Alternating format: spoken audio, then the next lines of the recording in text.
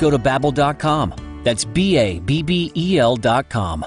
Joan Esposito, live, local, and progressive on WCPT Willow Springs is powered by ComEd. Lower your energy bills and reduce your carbon footprint with the ComEd Energy Efficiency Program.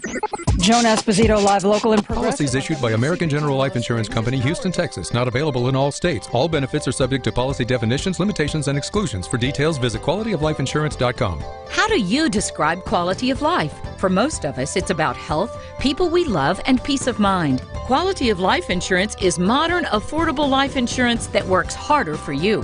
It's there for your family if you die, but it can also provide benefits if you suffer a serious illness or injury and need financial help to maintain your lifestyle. Quality of life insurance even gives you options to build cash value for a more secure retirement. You've worked hard to attain your quality of life. We work hard to help you protect it. To find out more, contact the Polaris Insurance Agency. Visit polarisadvice.com or call 312-951-2606 to learn about how we can help you make a plan for your future. That's 312. Hey, Family Meeting cousins. As you know, we've created a Patreon Family Meeting subscription and membership page to include you great listeners in our effort and give you a chance to very economically promote your business, organization, or local event. You can contribute as little as $5 per month to get your message out and support the Family Meeting as a viable voice. We know you appreciate our permanent interest dialogue, get up and dance playlist, and our great guests who stop by. So become a cousin and go to our website, thefamilymeeting.com, and click on the link. A basic and essential part of any financial plan is savings. Most of whatever cash you have will be there because you put it there, not necessarily because of some fancy investment. Now with Save and Plan, Polaris has introduced a way for you to get empowering financial advice. Save and Plan is simple. Just sign up to save on a systematic monthly basis directly from your account and gain access to a planner and our planning services. Once you sign up to save, Polaris will help you develop a customized financial plan and give you a real person to speak with. Your dedicated planner is just an email or phone call away. Save and Plan offers empowering advice for everyone. Visit us at polarisadvice.com and call us today at 312-951-2606 or email us at polarisadvice.com. That's 312-951-2606 or email us at polarisadvice.com. Save and Plan, empowering advice for everyone. Securities offered through Lion Street Financial LLC, member FINRA and SIPC. Investment advisor services offered through Lion Street Advisors LLC, registered investment advisors. Polaris Wealth Management and Lion Street Financial are not affiliated.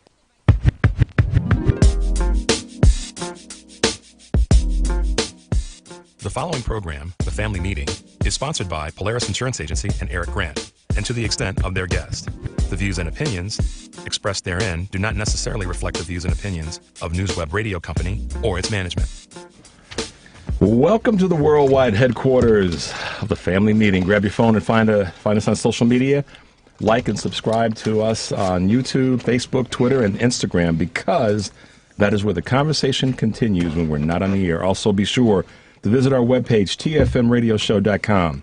You'll also find our archive broadcasts, our music playlists, and live video, I should say, of this broadcast. And the Space Shuttle cockpit and kind of bouncing around today is Devin. You can become a patron of our broadcast for as little as $5 per month. Just click the Become Patron button, and now you can promote your business on the broadcast. We give you all kinds of great spots, and we certainly would love to have you hit our webpage today, tfmradioshow.com. TFM is sponsored by, well, we have a couple of sponsors, Identity Guard, and let's see, what else do we have? We've got tax, I'm just drawing a blank. But you can protect your ID for as little as $6 per month. Look after myid.com. The lines fill quickly. You can participate in the discussion today by calling 773-763-9278. Okay, so who am I? You know, this is me. This is Richard Chu, also known as Bad. Here we are on WCPT this afternoon.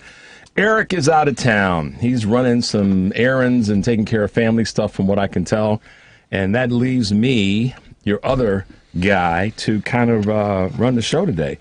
And in the interest of full transparency, I happen to have the luxury of having two of my great friends in the studio with me today. Many of you guys and folks who've listened to us in the past, this past spring and summer, I had one of my favorite friends and great guests on, Enrico Moat. He is here today. He's going to bring the noise with me. But my other great friend, another great black star, Dwayne D.C. Crenshaw, the publisher of Federal Life magazine and a whole bunch of other stuff. He's a serial entrepreneur. That's just how I'll put it. My brother's a serial entrepreneur. He's here with us in the studio today, and myself, of course. The number is 773-763-9278. We're going to have callers in, and boy, we got a lot to talk about.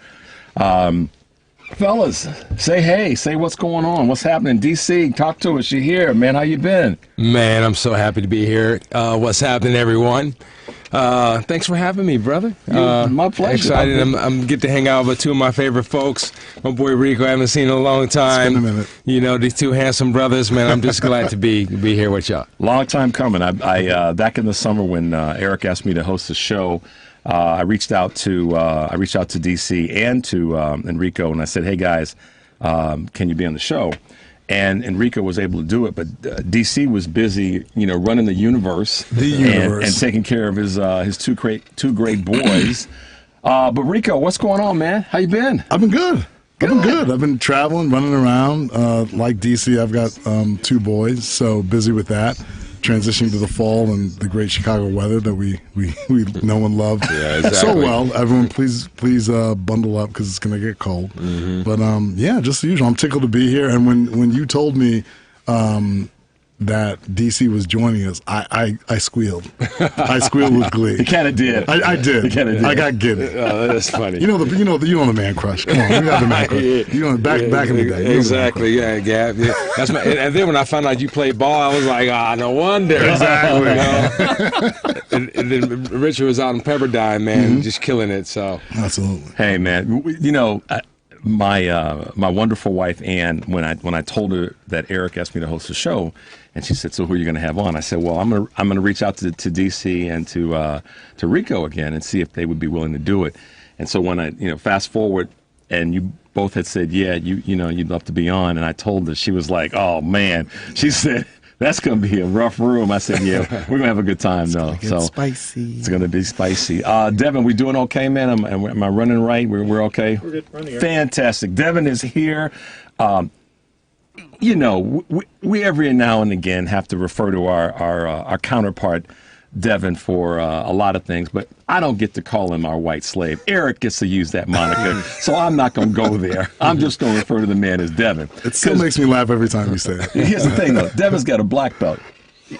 Oh, wow. Right. See, the pause, the two of them had a pregnant pause. Right. Oh, wow. Okay. So if we want to have some fun with that, Devin's been making sure that the rest of the folks out there in the hinterlands don't act a fool. So, that how that goes. But listen, guys, we thank you for being with us today. Follow us, as always, on YouTube, on Twitter, on Instagram, Facebook Live.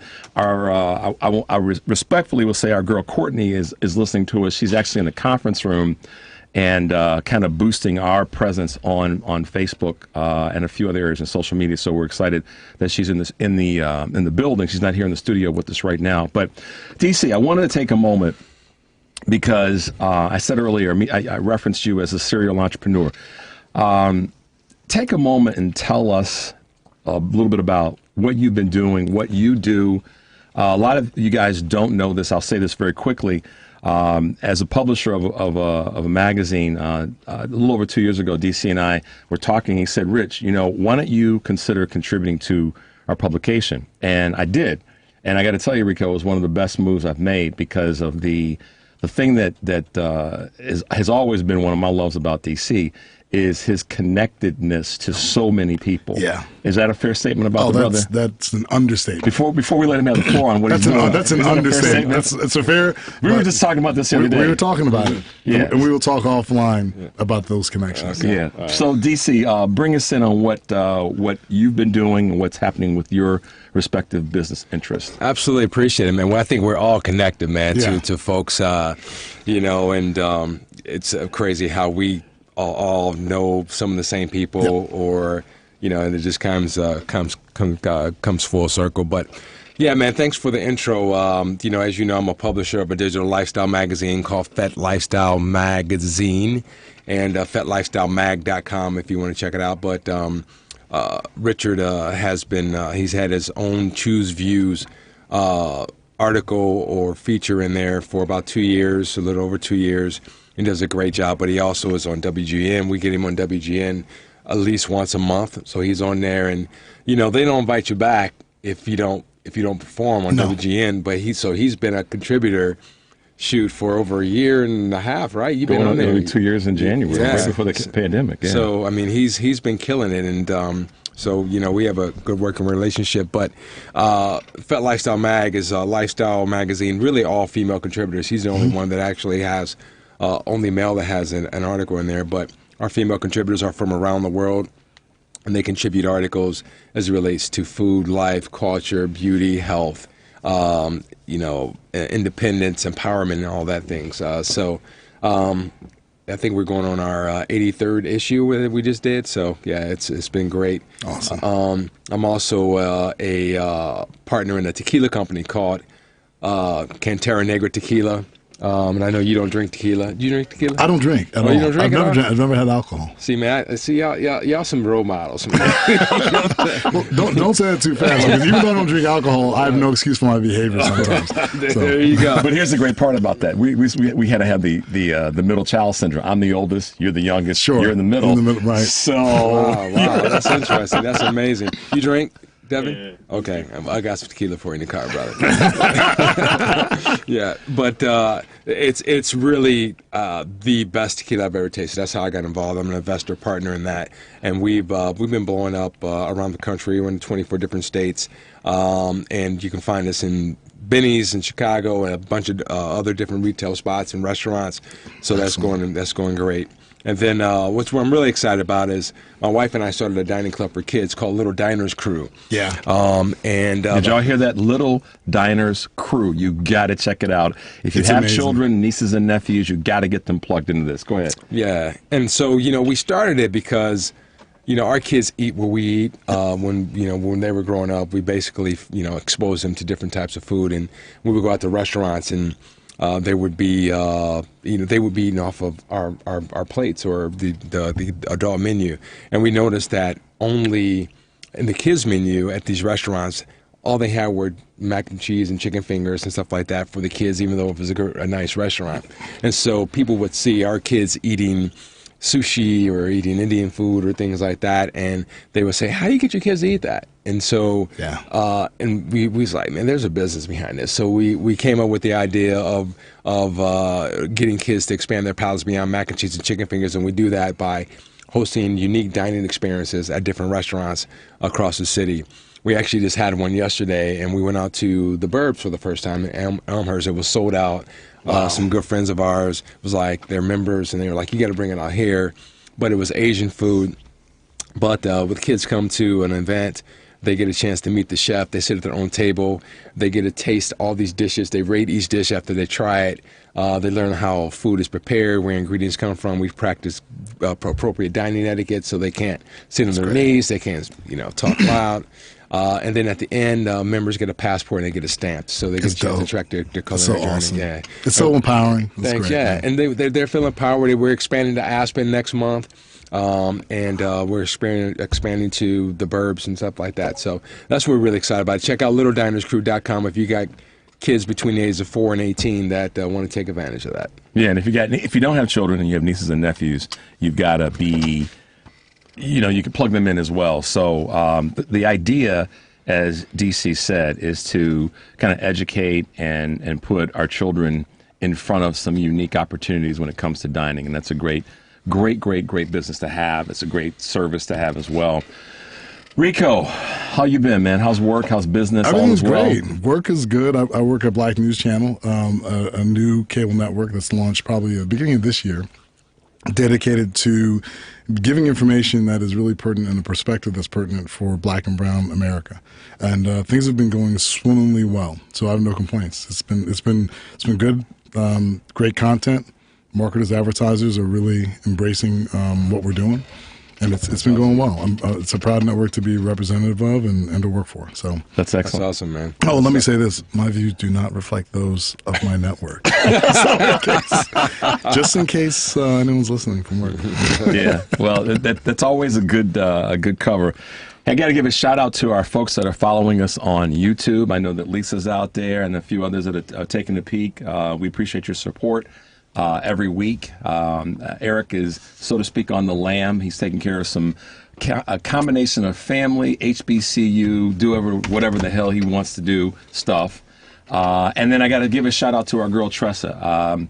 Blessings to you. As many of you know, Tressa has been in Mississippi taking care of her father, a great dude, and he is battling cancer, and Tressa has been there. She basically relocated herself down to Mississippi to take care of her pops.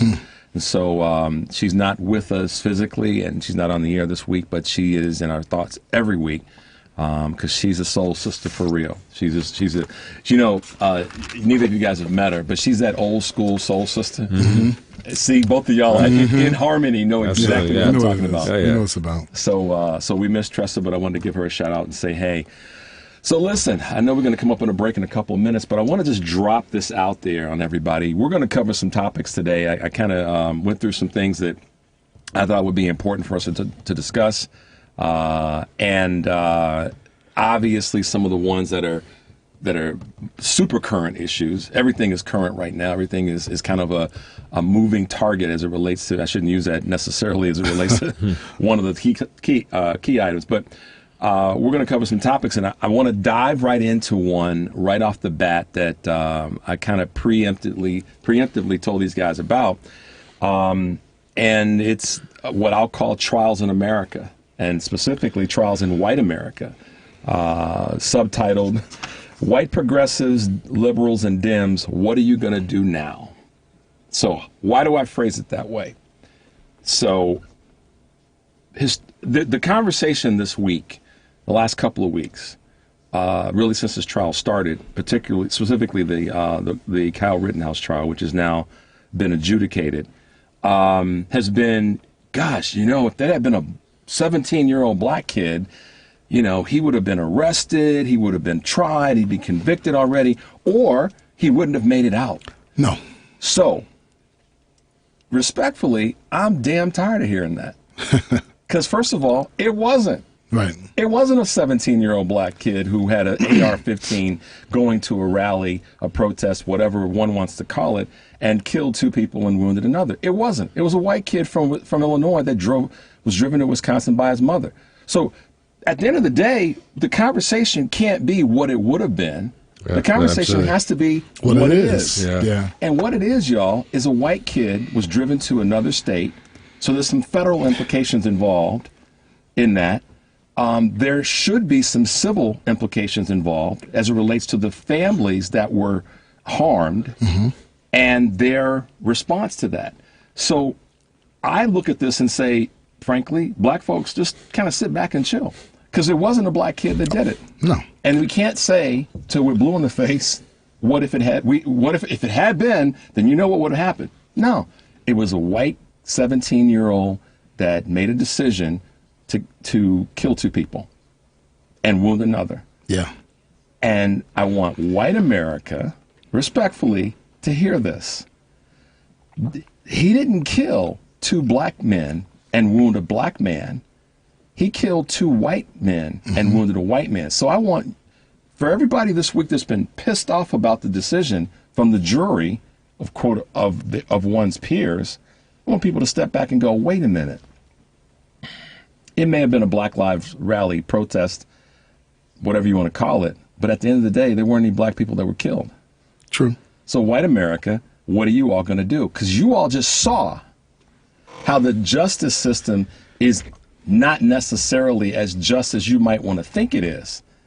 Because, respectfully, one of y'all got taken out. 2 got taken out and 1 got wounded, and that sucks. And 1 got away. And 1 got away. So that's what those are the conversations I want to hear. I want to hear where people are on that and how they're going to, our brethren that are progressive liberal Democrats, how are you all going to respond? What are you all going to do now? Brothers, what y'all got to say? Well, for me, it's intriguing because I jotted down some notes. And, when you put it in trials in white America, I would spin it and say white America is on trial in that the strata of white Americans, regardless of which side you're on, but even those that might take offense to what happened, the liberals, the progressives, the Dems, it's what you're going to do now. What steps will you take, and what are you going to do? What's your level of vocality going to be about what is somewhat egregious in terms of an act? A comedian I saw on social media posted something which speaks to the situation in hand. Hey, you know what? I climbed into the pit where the polar bears were, and you know what I did? I killed them all, but it was in self-defense. It's like, but you climbed into the pit where the polar bears were, and you shouldn't have been there. So the intriguing thing is, I want to hear and understand how vocal they're going to be about this, where the spokes will kind of go in terms of talking about gun control, talk about gun laws, and talking about minors with possession of firearms. How deep are the strata of those white Americans that really are on trial? Because you're right, this ain't got nothing to do with us, so to speak. That's why we're having the family meeting to talk about it. So I want to see and hear the vocality of white America that are part of the progressives, because we know, and liberals. I want to hear what you're going to say about it. I'm elated. I'm respectful. I'm glad that you're taking up our cause for us. But now we're going to watch and see what you guys are going to do about a cause that affects a little bit more of your community. How what are you going to say? What are you going to do? Yeah, I mean, DC, jump in on that. I'm going to go to a break in a few seconds, but go ahead. I was listening to a lot of the experts when it came to the trial, and most of the lawyers were saying that it was going to be hard to prove that it was not self-defense, and so they weren't surprised that he actually got acquitted, because first of all, the prosecution was horrible, right? And second of all, just like the Rodney King thing, when you slow it down, well, he was trying to get up and blah, blah, blah, And so when they slow it down, they was reaching for him, Kyle turned around and shot him and things like that. And, he was feared for his life, and, and the prosecution said some things that were not true about he was chasing these guys down. So, I don't know if they're going to have a response to it, to be honest with you, because, in reality, they didn't prove that it was not self-defense. It's still, even though no black folks got killed, it was still about us. Yeah, it was. Yeah. All right, y'all, we're going to take a break now. The number is 773-763-9278. We will be right back with more of The Family Meeting. This is Rodney Harrington. Keep listening to The Family Meeting. The law office of Darnell Lyles is ready to help you. Whether it's personal injury, criminal, DUI, and OWI, nursing home, product liability, it doesn't matter. Call 219-939-9LAW. That's 219-939-9529. That's right. When you're driving and get into a wreck, you better call Darnell. Had a few drinks too many? A cop hits you with a DUI or OWI? I think you better call Darnell. Arrested and facing criminal charges, misdemeanor or felony? I think you better call Darnell. Purchase a product that causes you or a loved one harm? I think you better call Darnell. When your loved one is neglected and abused in a nursing home? I think you better call Darnell.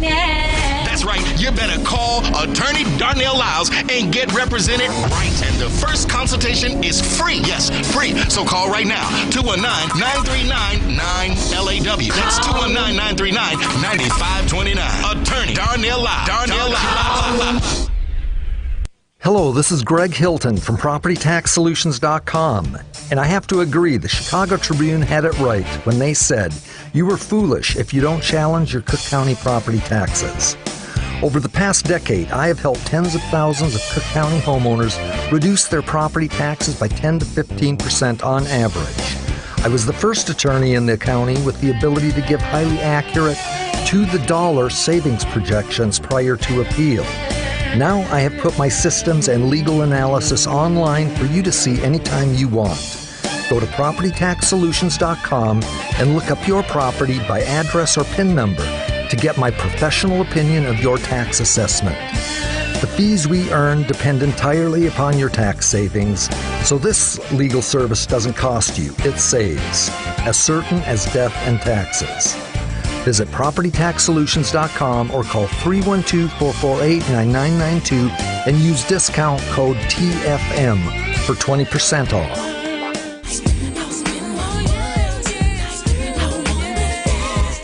Hi, this is Elise Ashby, and I listen to the Family Meeting.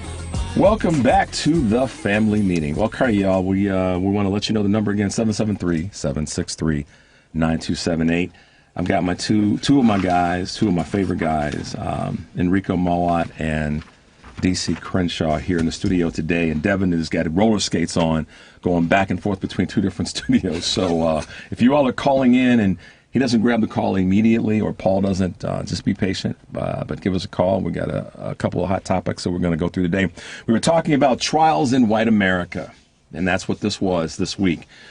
Because obviously everybody, unless you were under a rock, saw that a jury of the defendant's peers acquitted him, found him not guilty on all charges, and that's there's a lot of labels we could attach to that. There's a lot of things we can say about it, but at the end of the day, what I said to a number of people prior to the verdict, I said, I don't need someone to tell me what my eyes saw. And I know during the break we were talking about how some DC, you brought this up, how some attorneys that you had been following had read articles and different information on that said that because of the way the prosecution did prosecute this case, they didn't do a good job, and he didn't do a good job. Right. Stymied by the judge in great measure. And the judge's, I won't even call it bias. I'll just say that the judge did what he felt he could do because it was his court. Mm-hmm. Yep.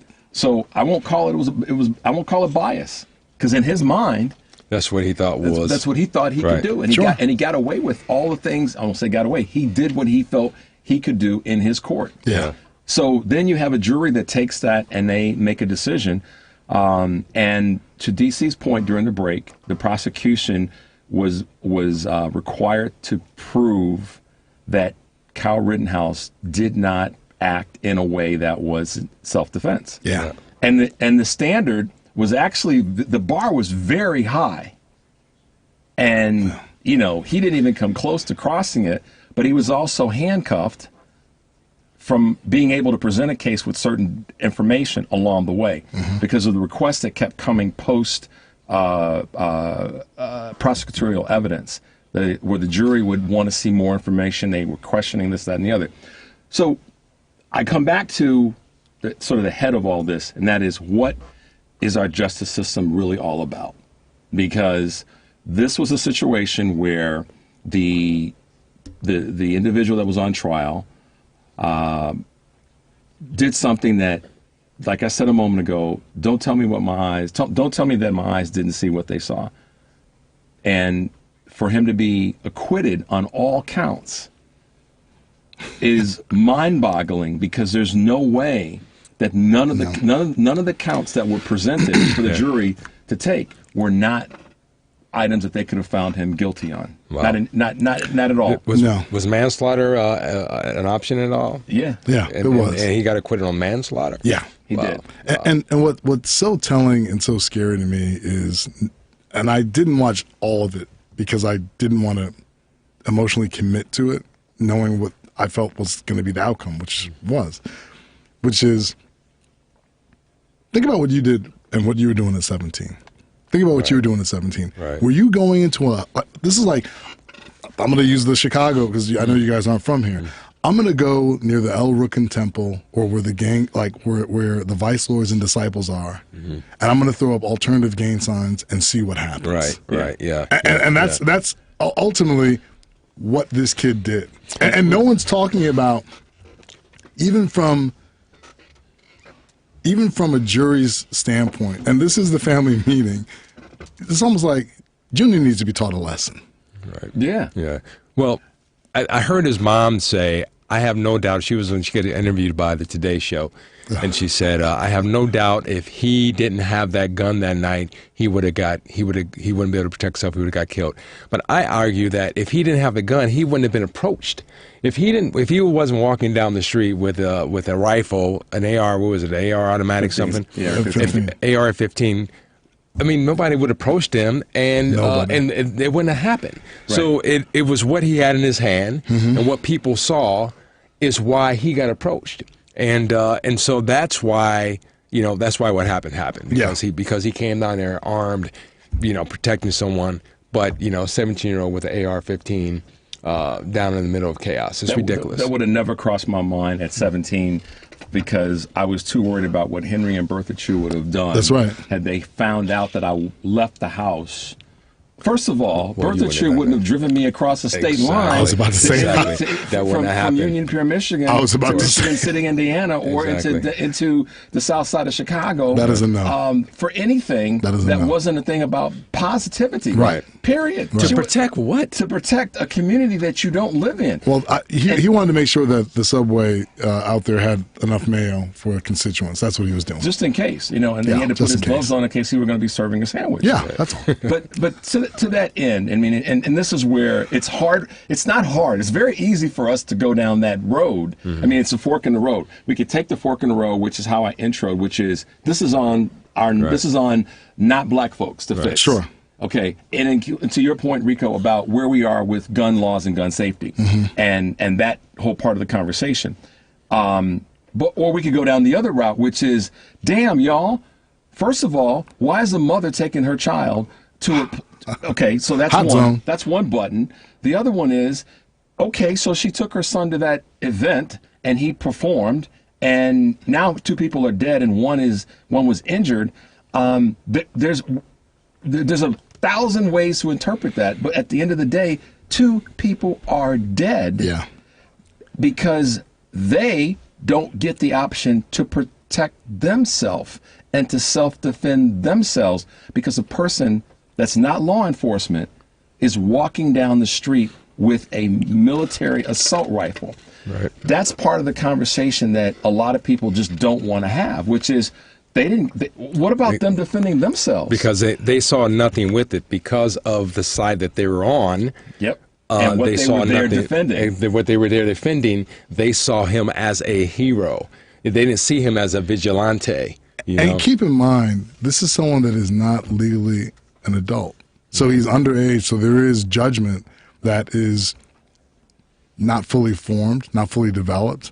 And the fact that there are other individuals, I don't want to say enabling, but promoting his presence there. Oh, here's a vest for you. Hey, you want some water? Hey, you okay? I mean, this kid's panic-stricken by what he's done, but he's calmed down by people that are enabling that behavior that are supposed to be there to serve and protect, but are really there.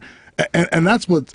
Why didn't law enforcement... So here's why systemically, and DC, you said this, and Rico, you said it as well. This is why systemically things are so jacked up and not just broken. They're tattered. This is a compound fracture. Yeah. So let's just look at this for a second. Eric oftentimes talks about how the system failed Laquan McDonald.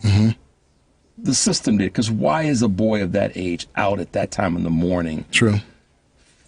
Whatever.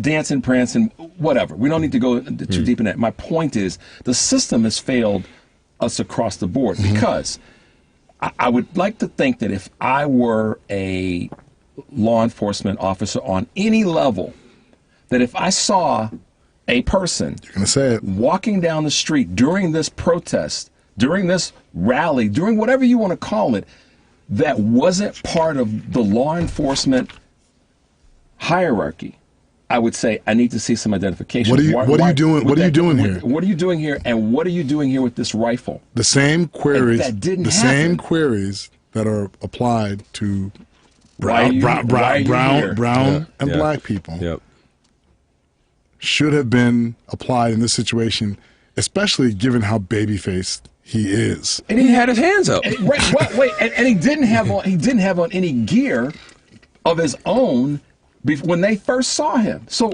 this is where, so I'm going to make this statement now, and y'all can be upset about it, but that's life. I can't wait for the civil suit. Oh, it's coming. And the civil suit includes a whole bunch of people. Right. Yeah. It should include, because they have videotape, the law enforcement officers who conversed with him and didn't redirect his. At that point, if he'd already killed somebody, at that point you get out of the tank. Why do we have tanks in American cities? But you get out of the tank. No. Yeah. Out of the vehicle, and you go down and you say, "Young man, we have to detain you. We have to detain you temporarily." So, the civil suit by the families that lost their sons and had one injured should start at the top and work its way down, and then be inclusive. And From down a to, municipality standpoint, absolutely. down to his mama. And one last question that I have is, he took a gun across state lines. Isn't that a federal offense? I don't know. I thought it's already been put out there that there's a number of federal statute experts that he violated. Well, I don't know, because remember the guy that got arrested at the W Hotel for having firearms? Yes. And he was from Wisconsin, I believe. And so he was a licensed gun holder. In Wisconsin. But it was legal for him to have a gun here in Illinois as well. But and Kyle Rittenhouse was not licensed to have that gun. Well, that's a different thing. And he was transported across state lines. That's a different thing. And some people were saying that he got the gun from a friend illegally. So there's a civil suit. There's no question about it. We're not done with him yet. Right. Yeah. So we're coming up on our next break in a couple minutes, but when Devin steps back in, I want to grab a couple of these calls. I see you out there, James. I see you out there, Lisa. But listen, y'all, in moving slightly past the Rittenhouse trial, one of the things that I definitely want to talk about is, as I said in the intro, trials in white America and what is white America going to do. We have this other debacle with the Ahmaud Arbery murder trial. And that has to do with us. That has to do with us. So, but let me grab one or two of these calls real quick. We got we got James from the north side. James, hey, welcome to the family meeting. What's going on, man? Good morning, gentlemen. Good afternoon, gentlemen. How are you doing? Good. What's going on? Oh, not much, man. I just really want to say thanks for having us panel, very distinguished, educated brothers, and I really appreciate that. Thank you, man. I just want Thank you. I want you guys to put on your thinking hat for a minute. We saw what happened January 6th. We saw what happened just now with Kyle. I don't want to get anybody upset, but I don't think those guys in Georgia are going to get convicted either, not with that jury. So when I see all this, especially as many Confederate flags as I saw at the Capitol, the Civil War never ended, gentlemen. Yeah. Well, James. It has never ended. Well, James, one of the things that we were just going to touch on, and I'm glad you introduced this, is what's going on in the Ahmaud Arbery murder trial. I won't say my concern, my just open-eyed view of this is that these guys could walk as well, and they may not, because the prosecutor, she's a grown-ass woman, and she's definitely bringing the heat, and the judge is not cooking the deal, to the best of our knowledge from what we've been able to see. But these juries are, I won't say they're fickle. These juries are, they don't see behavior by white men of any age, apparently, because Rittenhouse is 17, 18 years old. Or these guys who are, were in their 40s, they don't see that behavior as being abhorrent or inappropriate. Well, I think... No. Go ahead. I think that, you're right, but most of the time they don't. I think the whole George Floyd thing will woke folks up because, they actually saw a man die. Saw a man murdered live, murdered right there for doing nothing. And I don't know what they're seeing in the Ahmaud Arbery case. I don't know what kind of videos they're watching, but I think that too shows that he was shot down for no reason. And, how can you have a gun and you claim that you fear for your life when by someone that's unarmed? Running in shorts and sneakers. Go ahead, James. I would agree 100%. I would agree 100%. I just know the jury makeup matters, and I think the defense is playing to that jury when they say we don't want black preachers in here. I think they're playing to the jury all the way when they put him on the stand, trying to make it like he knows what law enforcement is, and he made a buffoon of himself. But lastly, before I get off here, I just want you guys to look at the big picture of what's going on. The voting rights thing is not going to come from the federal government. Looks like they're going to leave that up to the states. The gerrymandering is just unrepresentative. I'll say that, of what is happening in America. You look at Georgia, all the increase in Georgia are people that are of color.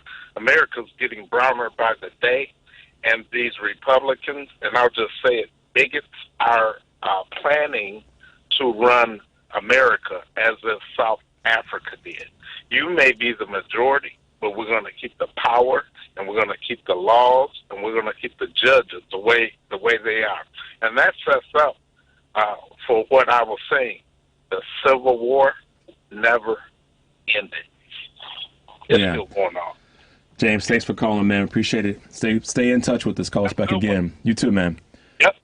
So, good point. Good points that the craven folks on the right are pushing this agenda because they don't have. See, this is the thing. There's no. Somebody correct me if I'm wrong or prove me wrong, and if I'm wrong, I'll take the wrongness. But I'm trying to determine a policy that the last 2 cycles, we'll call it last 4 cycles of Congress, when led by Republicans, Senate and House, have come up with that were for the betterment of the majority of the country. Okay, so to that point, if you are the representative body and you're in the majority, then your policy should reflect who? The majority of the electoral base across the board, both left, right, and in the middle. So someone name a policy that Republican-led House and Senate have proposed that benefited the majority of people in Congress. You're going to hold your comments on that. When we come back from this break, we'll drop into that, and we'll work our way into a few other things. This is a family meeting. 773-763-9278. We'll be right back.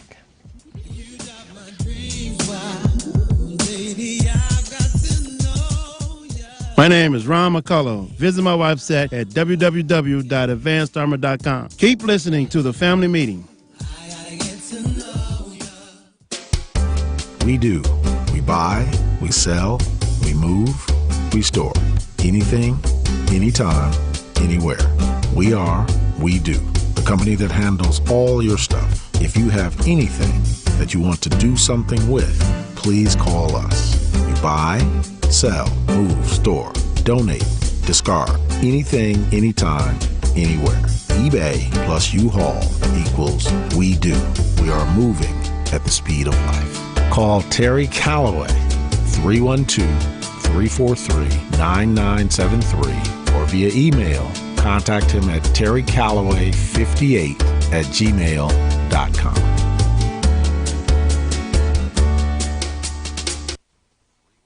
Youth Conservation Corps is an opportunity for you to earn while you learn. If you live in Lake County, Illinois, are 16 to 24, and have struggled to finish high school, YCC can help you obtain your GED or high school diploma. You can also get training and certifications in growing careers like construction and IT. Youth Conservation Corps is now recruiting for their next class. To apply, visit their website at youthconservationcorps.org today or call 847-623-0900. Hey, this is Brittany Perry. Did you know there's a black-owned footwear brand based here in Chicago? Perry Co. Shoes creates affordable luxury footwear and accessories for both men and women. Whether you're in a suit or out with friends, they provide pieces you can wear on a daily basis. Breaking barriers, inspiring style. Visit www.perrycoshoes.com to purchase a pair today. That's www.perrycoshoes.com.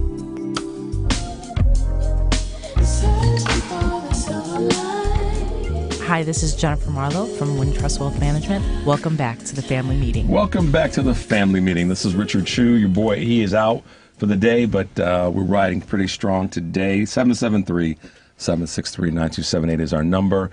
We appreciate you folks who are following us on YouTube and other forms of social media. I've got two of my great brothers here, DC Crenshaw and Enrico Mowat, kind of chopping it up today on a few issues that I'm sure everyone is fully aware of, unless you are living under somewhat of a rock. We've got some calls that we're going to grab when Devin steps back in. Right now, he's, as I said earlier, he's on roller skates between two studios, answering phones, running the boards, all that kind of stuff. But that's what happens when you are the primary, as we say, white slave. But our man Devin is running everything. See, you can hear him now. That noise in the background, that wasn't me. I didn't drop anything. That was Devin rushing back in the door. So listen, before the break, I said, so where are we when it comes to legislation? And right now, I guess the high five to the administration, the Biden administration, is that through the hard work of the Dems in the House, and to a great extent those in the Senate, we were able to get one bill passed and one bill signed into legislation. And we're on the cusp of that happening again. Okay. So I want to know why would you continue to support, if you are a fair-minded person, not assigned to any political gang, left, right, or in the middle, why would you continue to support representatives who don't have your back, i.e. the Republican leaders in the House? And we can go down the road on what's happening with the Dems, and we will, but that's not my bent today. Why would you continue to elect people who really don't have your back legislatively when it comes to policy, and not only continue to elect them, but when things go sideways and are stupid and are going to negatively impact your community, why you can't sit back and say, that's not right for us? What are you guys seeing, hearing, experiencing when it comes to these two, mammoth bills that have just been passed and about to be, fully into legislation? Because it's going to help everybody. It's going to help everybody. Well, first of all, I think to your question, as far as why people support, why they keep voting the way they do, is because they are on a team and they don't want to get off that team. I'm an independent, right? But you have the Dems, you have the Republicans, and that's what people. That's the team that people are on. Yep. And so, this is what I truly believe. I truly believe that there's people on both sides that want to go against their party, but they're afraid to go against their party because they're on that team, and it seems like, they're going against their team, and they don't want to be shunned. If there were no party affiliations and people just voted based on what was right, we have all these problems solved. Yeah, I agree with you 1,000%. And I think, the people are just autocratic, which means they're like, I'm this way and that way, and they just vote or they just side. And, a lot of people, when we talk about this in previous times I've been here, civic engagement is really lost. We're in the information age where you can get everything and anything. And if you take a deep dive in this bill and see what it is, and I this is probably the first time in a while that I did that. And when you see some of the things, that top line, paid leave, childcare, government negotiated drug prices with companies for drugs that affect Medicare, which affects a certain strata of individual, whether elderly or people socioeconomically disadvantaged that need to be on Medicare. Taxes. I mean, I didn't know what the SALT deduction was. I didn't know. Right, yeah. And I found this out. Yeah. So it's and saying, wait a minute, there's a cap now for people that are kind of playing this shell game on the state and like local level, federally speaking. Why is that fair? But a lot of people, from a civic engagement standpoint, and if you take a look at what the bill is, changing up things to make, companies that have like 1 billion or a certain number of assets or individuals, not assets, profits for shareholders, make them pay a 15% tax increase, and that 15% tax increase then over 10 years is $230 billion that is going to be generated. well, holy smokes, why not? Why not? Why not? And so, those are the 1%ers. And when you look at all the corporations that represent that, so a lot of it has to do with how deep you go to understand what's being passed. But because the current administration is a Democratic one, and the president is a Democratic one, you're going to resist it, and you're going to watch Fox News, or you're going to, be against it just because, like you said before, because they're Democrats. It's like that's not my team. That's not my team, so I can't pull for that because it's not. You can't see bigger than just a team. And the Democrats, they do it too. I mean, absolutely. The thing is that I'm going to take if I don't get what I want, if my person is not in there, I'm not going to help the other team. No. We shouldn't be. It's like you're on offense and they're on offense, right? And so if I don't have the ball, I'm not doing anything. Yeah. America should be a big team. Right. We should all be playing. You should be wanting to help your fellow Democrat, your fellow Republican. What the heck? And to your point, the reason why people may not know from a legislative standpoint what the representative did or didn't do is threefold. One, from a civic engagement standpoint, they don't take a deep dive into these bills. Because they don't want to. Right. And then two, they don't look and say, let me look up online. And first of all, they don't take a deep dive to see what these things will do and how they'll affect them. Right. And then two, they don't say, let me see what my representative did. Right. And then and call them on it and leave them a voicemail or if it's going to impact. Hey, you know what? This is what this aspect of the bill does for me. I have a mother or a father or a child and I'm on Medicare and they need that. And so what does that mean for medication if it's negotiated by the government? From dealing with an industry from a pharmaceutical standpoint that has price gouged for it ever. I used to be in the industry, so yeah. But that's great comments, guys. I'm going to grab a couple of these calls. Let's go to Lisa in Naperville. Hey, Lisa, what's going on, girl? Hey, family, how you guys doing? Good. What's up? Thanks. What's up? I heard the call for some white allies in the progressive sphere to give a call, so I'm here. Talk to us, girl. What you got to say? Well, oh my gosh, I'm not going to share everything that I have to say because a lot of it's not airable, but I'm thinking a lot of things. But in terms of where we go from here and what we do moving forward from this point, I think a lot of things. I think my fear, first off, is that because of what happened in the Rittenhouse case, that people are going to be more afraid than they ever were to show up, boots on the ground, protesting, because now all of a sudden we can be targets, and that's a little bit scary. And so I feel like we need to figure out a way to continue to do that as safely as possible. And I'm not quite sure what that looks like, but that is my main desire. The other thing that I would say in terms of being an ally and a boots-on-the-ground ally, everything that I've ever been taught was to defer to the black community and follow their lead rather than lead myself as a white woman. So I'd like to get your thoughts on that as well. I certainly would never want to step on anyone's toes and feel like, I'm the great white hope and I've come with some better ideas and y'all get behind me. But on the same token, I understand that white supremacy, racism, all of those things is grounded in the white community. So it really is me and my people that look like me that we need to continue that conversation and not let it shut down, not let white supremacy spread.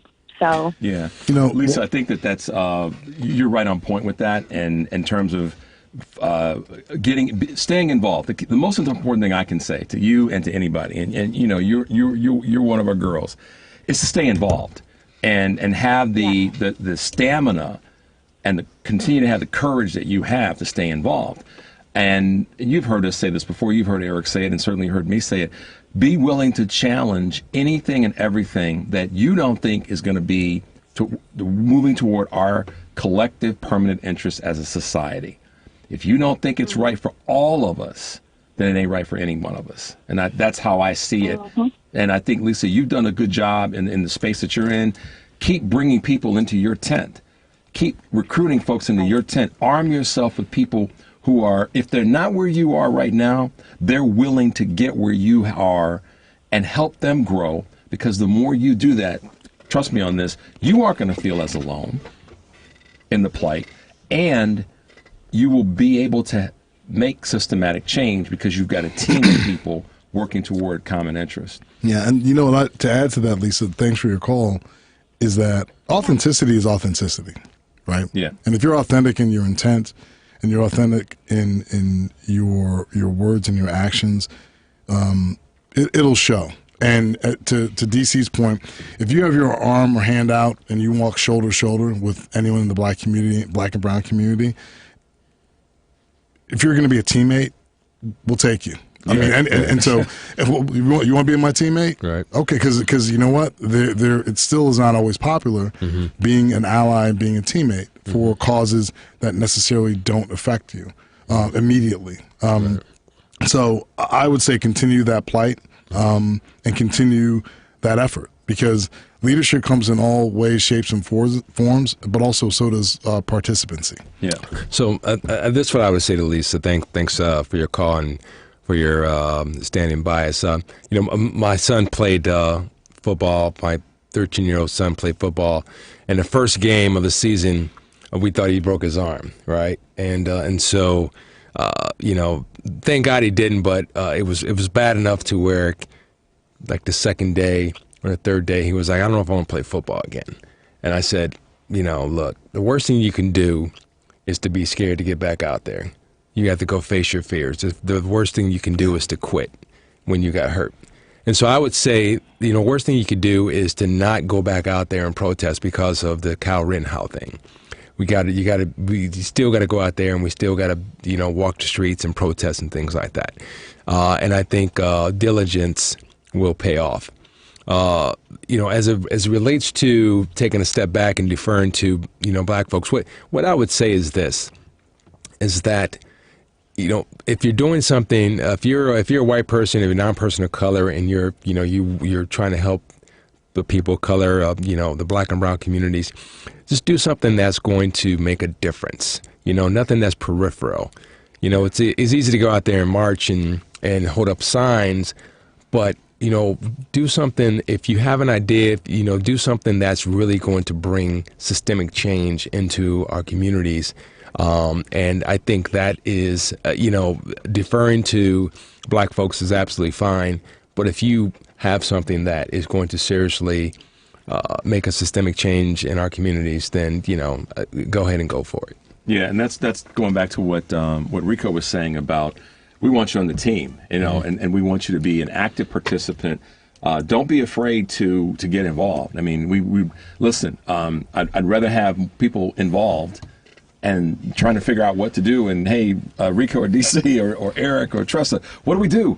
We want to help. Yeah. You know, got a lot of energy and ideas. What do we do? We'd rather have that than somebody sitting on the sidelines yelling from the rafters saying, this is wrong. Y'all should be doing this. This is awful. Get in the game. And I'm going to talk about that on my wrap up at the show, end of the show on Choose Views piece. But again, coming back to this whole conversation about policy and things that have been decided on and we're excited about, those who have not, to Rico's point, sort of re-energized their civics and their civic involvement, you need to do that, because the bills are pretty powerful. There's a lot of stuff. I mean, I look at the bills like, you know, going to grandmama or auntie's house for Thanksgiving. And I'm saying this to all of our community, black, white, and everybody in the middle. You going to Aunt Jane or Aunt Sarah's house for Thanksgiving, old school version. That table was full, right? Yeah, absolutely. There was something on that table for everybody. Mm-hmm. I mean, there was some item of food. You could have a super diverse group of people show up, but there's something on that table for everybody. Even vegans. Even vegans. Fair enough? Are you vegan? No. Oh, okay. But is that a fair statement? Yeah. All right. Yeah. So that's how these bills are. No, that's no. No, that was an emphatic no too. Nah. But that's what these bills are. And listen, I don't want to see any person that opposes me politically, socially, economically, and all the rest not get what is going to benefit them. Right. Now, I'm not a fool. I'm not going to let them take from me and those who I care about, socially, politically, economically, spiritually. However, I'm not, from a retribution standpoint, DC, I'm not going to want them to be harmed. Right. No. I want, because the greater good, as the phrase goes, a rising tide lifts all boats.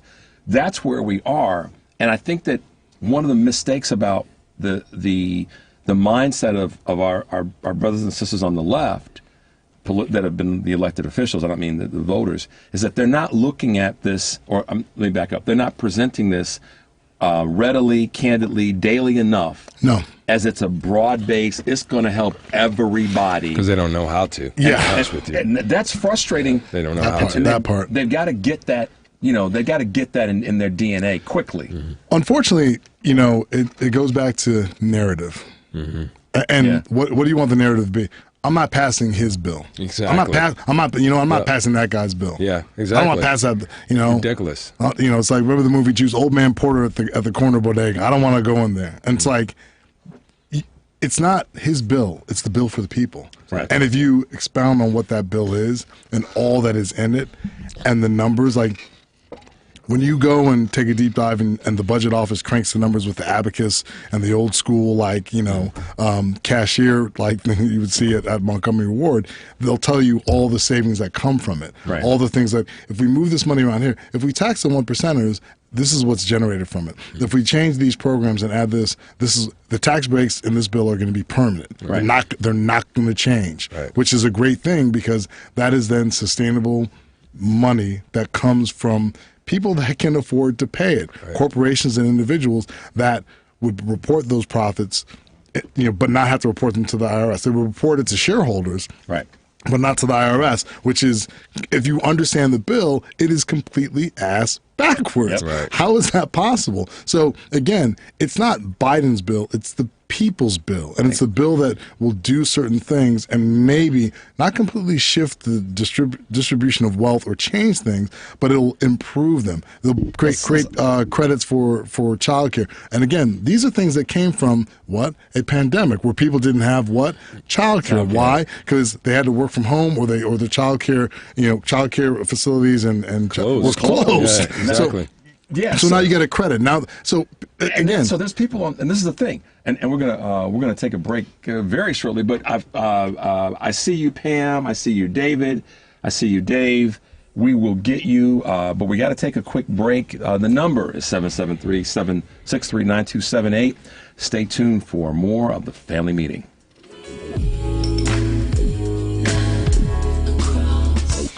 My name is Ron McCullough. Visit my website at www.advancedarmor.com. Keep listening to the Family Meeting. A 2016 study estimates that 13.1 million Americans were victims of identity theft that year. Fight back against identity theft by signing up for Identity Guard. Identity Guard monitors your credit and identity information with alerts that can help you respond quickly if certain changes indicating fraudulent activity are detected, as well as help protect your computer from viruses, keylogging, and other serious threats. Plus, with Identity Guard's dynamic credit management resources and tools, you will have helpful information as you make better financial and credit decisions. Identity Guard includes $1 million identity theft insurance and lost wallet protection, and more if you ever do become a victim. Protect your ID by visiting lookaftermyid.com. That's lookaftermyid.com to securely sign up for Identity Guard today. A way for you to get empowering financial advice. Save and plan.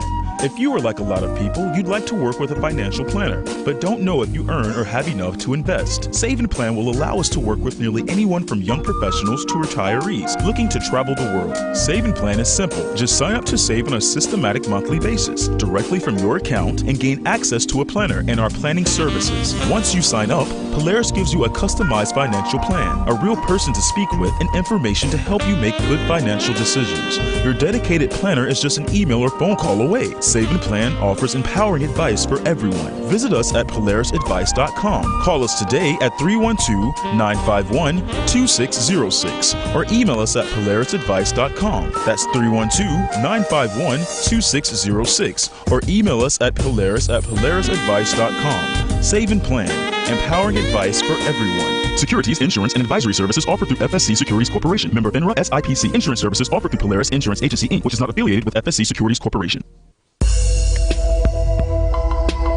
Hey Chicago, are you always on the go? Take the new Shy 311 app with you to find the information that you need, submit non-emergency city service requests, and much more. Download the new Shy 311 app, built with Chicagoans for Chicagoans. That's Shy 311 on the App Store or Google Play, or check it out online at 311.chicago.gov. Stay informed with Shy 311. It's your gateway to Chicago services. Policies issued by American General Life Insurance Company, Houston, Texas. Not available in all states. All benefits are subject to policy definitions, limitations, and exclusions. For details, visit qualityooflifeinsurance.com. Quality of life means health and peace of mind. Quality of life insurance means protecting your family if you die, but it can also provide income if you suffer a serious illness or injury and need financial help to maintain your lifestyle. To find out more, contact the Polaris Insurance Agency. Visit polarisadvice.com or call 312-951-2606 to learn about how we can help you make a plan for your future. That's 312-951-2606. Joan Esposito, live, local, and progressive on WCPT Willow Springs is powered by ComEd. Lower your energy bills and reduce your carbon footprint with the ComEd Energy Efficiency Program. Hey, family meeting cousins. As you know, we've created a Patreon family meeting subscription and membership page to include you great listeners in our effort and give you a chance to very economically promote your business, organization, or local event. You can contribute as little as $5 per month to get your message out and support the family meeting as a viable voice. We know you appreciate our permanent interest dialogue, get up and dance playlist, and our great guests who stop by. So become a cousin and go to our website, thefamilymeeting.com, and click on the link. Of Americans who'd like to speak with someone about a long-term care plan? Did you know that only 16% have had that conversation? Call the Polaris Insurance Agency at 312-951-2606. One of the Polaris agents in Illinois, Wisconsin, and Iowa can provide you with useful material, like what long-term care currently costs and what it could cost in the coming years according to the Genworth 2012 Cost of Care Study. With information like this, you'll have the power to plan. Call the Polaris Insurance Agency at 312-951-2606. Don't outlive your financial resources.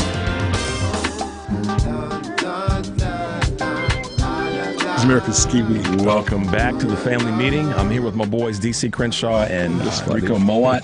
Yeah, you all missed the stuff during the break. We haven't been as shocking during the break as maybe have had in the past. But listen, I want to grab the calls real quick because they are some folks that have been patiently waiting.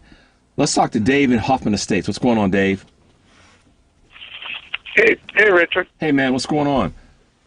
Hey, listen, do the names James Chaney, Andrew Goodman, and Michael Schwerer mean anything to you? Oh, yes, they do.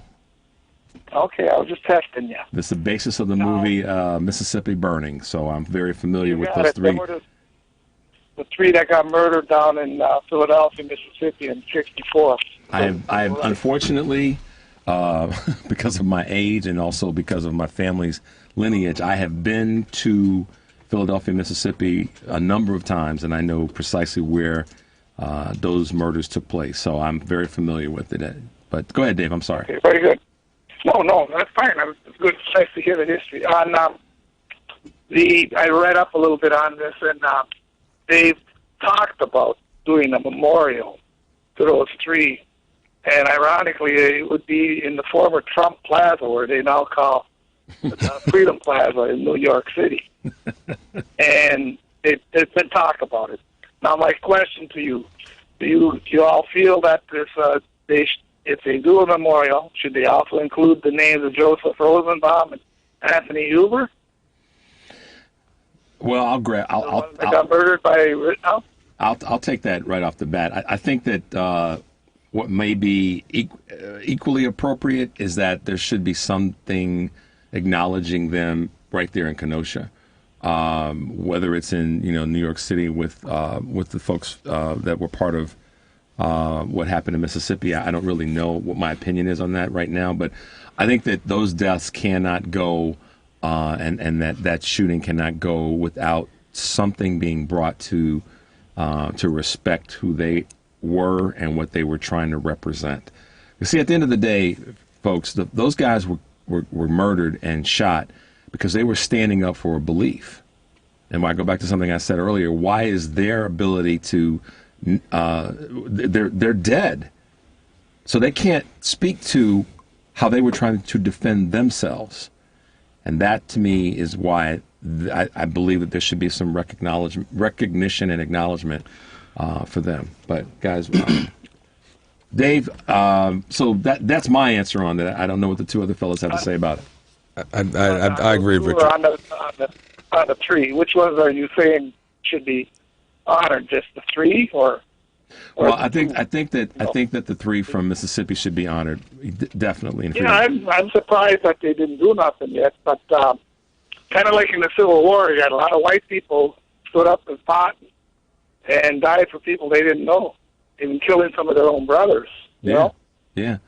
I don't know where that fits in. I don't know where that fits in. You know, in your culture and stuff. You know that if anybody in leadership or like yourself, if you took trips to like Gettysburg and Antietam, had anybody ever, like leaders or whatnot, ever went and bowed and said thanks for those headstones? Yeah. Well, I mean, listen. Anyway, listen, let me clear off. I know you got some others, so anyway. All right, Dave. Well. Thanks for calling in, man. Stay safe. All right, let's go to Pam on the west side. Hey, Pam, what's going on today? Hey, Dad, how are you? I'm doing good, girl. Good to hear your voice. What's up? And yes, good to be heard. Never take life for granted. That's right, girl. What you got going on? Well, here's the deal, Lisa. I guess I would ask Lisa what's going on with independent white women, because as I looked at those stats, independent white women put Youngkin in the governor of Virginia. And so I don't know what message resonated with them other than the lies he spewed, right? Mm-hmm. The lie about critical race theory and wanting to ban Beloved. So it seems to me that any hint of racism, no matter how illogical it sounds or is, seems somehow to resonate with white women who consistently say that they are our allies, and with independent voters. Mm-hmm. So that really concerns me. And just if I may, to the murderer in Kenosha, the 17-year-old murderer, when you have a white judge, a white jury, usually white justice is dispensed. And that's nothing new to us because we've seen that before. And so it wasn't a matter of if, it was when he was acquitted. But do you all recall the jury instructions that he gave, and also that those jurors were allowed to take the instructions home? Yeah, I know, Pam. It's there was some peculiar things going on. So I just thought, wow. So they wanted to let him off. And then also, let me just say something about protesting. I've been to one. And I've been to one where it's been called the N-word, go home. And just for the edification of people, when you attend a protest, particularly on the behalf of civil rights organizations, they always intend those protests to be civil and peaceful. Mm-hmm. But if you have provocateurs, right, or other people coming in to create chaos, havoc, and eventually death, those are some things you cannot control. So we always want everyone to participate. And to Lisa, I would just say you can take the lead on, if you have the answer and research on, when and how are white people going to eradicate racism? Yeah. Because that's something I don't have a first notion about. Racism is the burden of white people to end. I don't know why the hate for any other, non-white person. I don't know why the hate for non-white people in this country. I know the forefathers thought that this was going to be a country for European descendants and a white nation. They didn't have the foresight, I don't believe, guys, that this nation, that black people wouldn't always be enslaved. I don't think they thought that. And so the legacy is now we have freedom, we're fighting for freedom, and there are those pushing back. So if Lisa or any other white person, I call them the GWP, the good white people, if they have an answer about how to end racism, how to tackle it, how to become an anti-racist, then I do believe that's something they can take the lead on. Because I'm not white. I don't hate. I don't think people are inferior because of their skin or because of their gender. So I don't even know what that thought process is like, guys. Yeah. Well, listen, Pam. Comment on that. Yeah, no, But I think that's a good way. Thanks. Thanks, Pam, for calling in. Stay safe, girl. Good to hear your voice. So listen, guys. There, historically, in the civil rights movement, pre-civil rights, we can go back to pre-enslavement and or post-enslavement and pre-enslavement. There have always been what we'll call white allies. And, the Quakers, the abolition, on and on. There have always been those allies because I think instinctively they knew that what was happening was wrong. It wasn't humane. It may have been part of the legal system at the time. Enslaving people was legal. Mm-hmm. However, they believed, they felt that it was wrong. And that part of our society has always stepped up to do the best they could in the environment that they saw themselves in, to fight with us. And so I'm always careful, but also mindful of criticizing those who are trying to help. They don't know what the hell to do. No, but they are stone cold committed to helping. Mm-hmm. Lisa is one of those people, and Lisa and many of her cadre are of that mindset. They know it's wrong. No doubt. Here's what that mindset also knows. In terms of me giving credit to those who may not know what to do, but they know they want to do something, is that they recognize that the stress and the economic stress, the societal stress, is impacting them. Mm-hmm. And so I believe from folks like Lisa and folks in my family, my wife being at the top of the list and many others, they know it's wrong. Yeah. And the stress that it's putting on our system is causing them to go, this is blankety blank crazy. Yeah. Mm-hmm. And so they may not know what to do, but they are in the fight. But and I'd rather have that. Yeah. I'd rather have that than someone who just sits back and yells from the rafters. Well, and one thing I'll say too, and Pam, thank you for that, because it was church. Yeah, it really was church. And as was Lisa and her sentiment. And I think you've got two voices from two angles that are very authentic, both in terms of, hey, you know what? If you're going to do this is like, we can't lead you because this is a construct that we didn't create. Right. And even at the start of this, when you said trials in white America, I think it's white America on trial, because what Pam said was so pointed. The forefathers and the Constitution and these laws and these things, they're arcane, they're outdated, because they never envisioned things being this way. Right. And so as a result, because things are now this way, there are people that have been privileged enough to enjoy the way things are, but then also recognizing that it's wrong, but not really understanding how do we change it? Right. What can we do? And so that's kind of the conundrum that we're in. And some of it that starts with some aspects of civil engagement. Yeah, and I don't know exactly. I can't talk intelligently to how independent white women voted down in Virginia.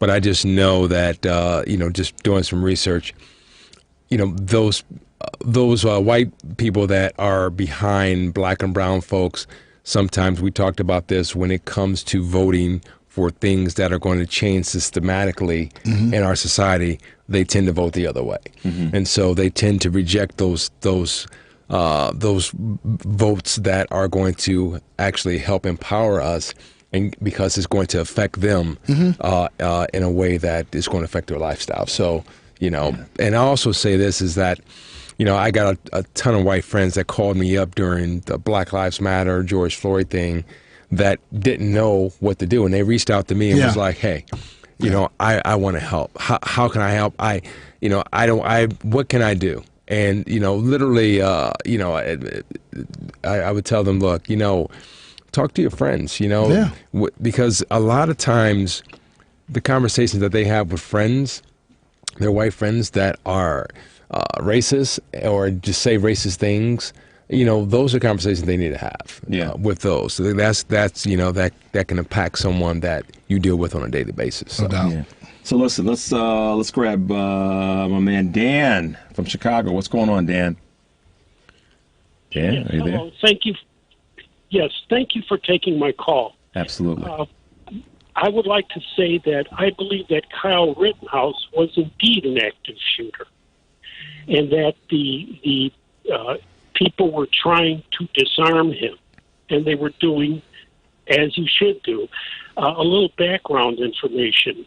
I worked in a healthcare facility and took active shooter training.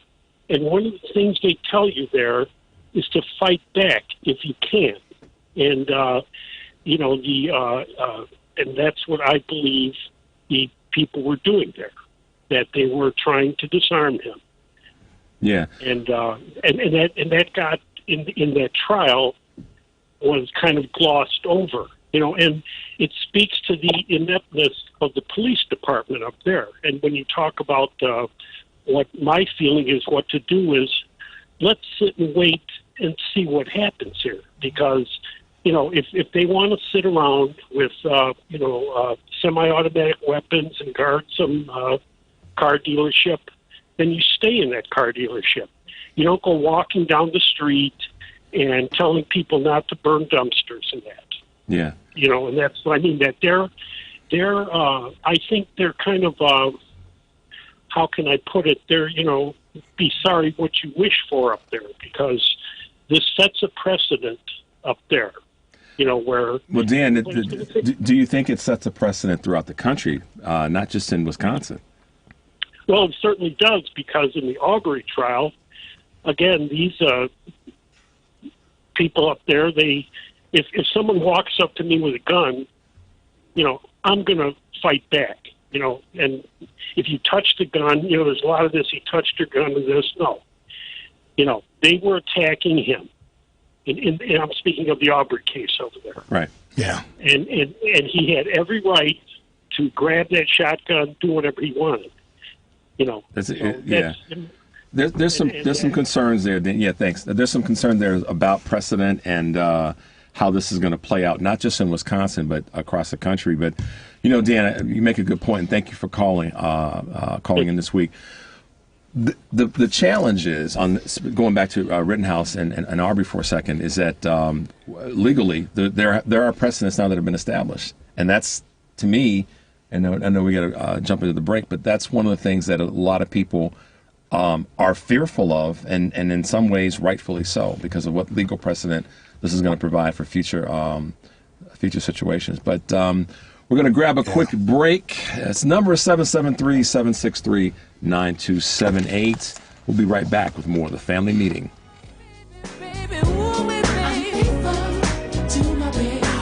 This is motivational speaker and author Dan Duster, author of the great-selling book, Peaceful Selling, Easy Sales Techniques to Grow Your Small Business. Keep listening to The Family Meeting.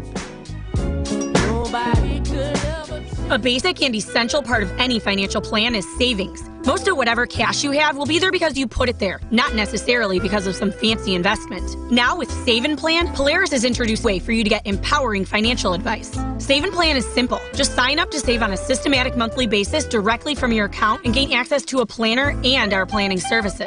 Once you sign up to save, Polaris will help you develop a customized financial plan and give you a real person to speak with. Your dedicated planner is just an email or phone call away. Save and Plan offers empowering advice for everyone. Visit us at polarisadvice.com and call us today at 312-951-2606 or email us at polarisadvice.com. That's 312-951-2606 or email us at polarisadvice.com. Save and Plan, empowering advice for everyone. Securities offered through Lion Street Financial LLC, member FINRA and SIPC. Investment advisor services offered through Lion Street Advisors LLC, registered investment advisors. Polaris Wealth Management and Lion Street Financial are not affiliated. Youth Conservation Corps is an opportunity for you to earn while you learn. If you live in Lake County, Illinois, are 16 to 24, and have struggled to finish high school, YCC can help you obtain your GED or high school diploma. You can also get training and certifications in growing careers like construction and IT. Youth Conservation Corps is now recruiting for their next class. To apply, visit their website at youthconservationcorps.org today or call 847-623-0900.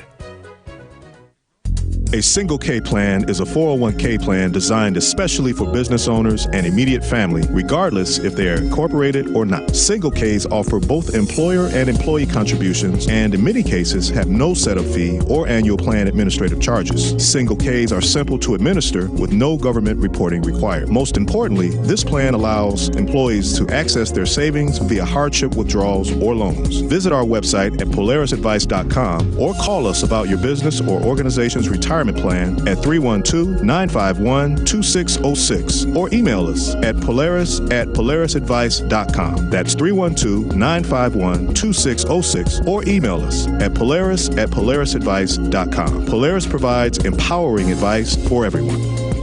Securities offered through Lion Street Financial LLC, member FINRA, and SIPC. Investment advisor services offered through Lion Street Advisors LLC, registered investment advisors. Polaris Wealth Management and Lion Street Financial are not affiliated.